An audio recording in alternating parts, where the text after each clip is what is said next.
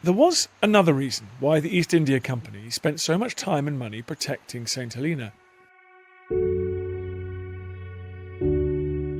And that was to protect the transatlantic slave trade.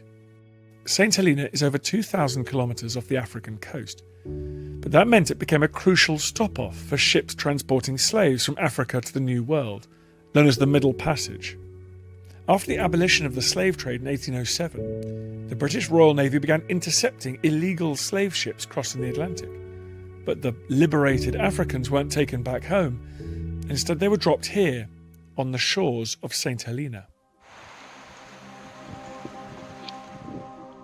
Many were forced to live on this arid and hostile landscape called Rupert's Valley. Cramped together in unimaginable conditions, living in makeshift huts from the wreckage of broken-up ships, and without enough food or water to go round.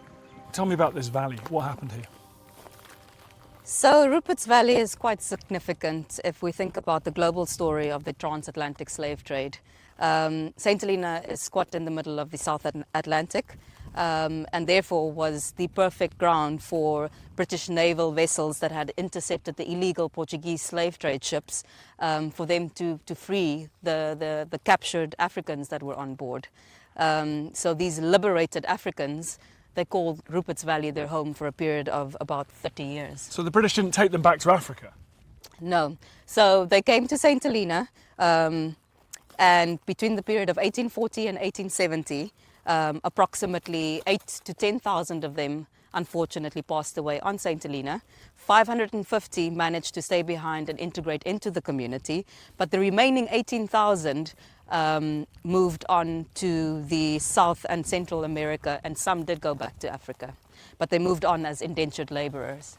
Now that sounds like a lot of people dying. Was that quite a high mortality? Was that just the nature of things at the time, or was it because they lacked the food, the support, the medical services to live a quality of life down here? Yeah, so basically the condition on the slave ship would have been appalling.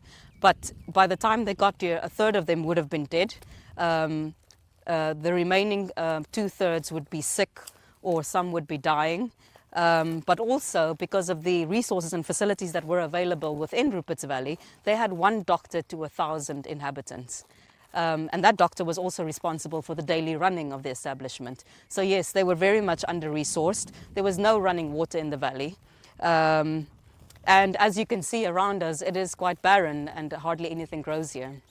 Is there an estimate of how many of these liberated Africans, how many of their human remains lie beneath our feet at the moment?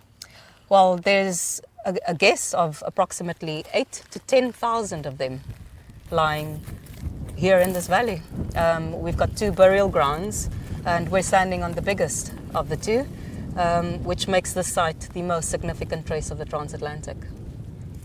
I think all too often the Brits can be quite pleased themselves that they were the ones who abolished the slave trade and then went to great efforts to interdict those slaving ships. But this doesn't feel like much of a liberation.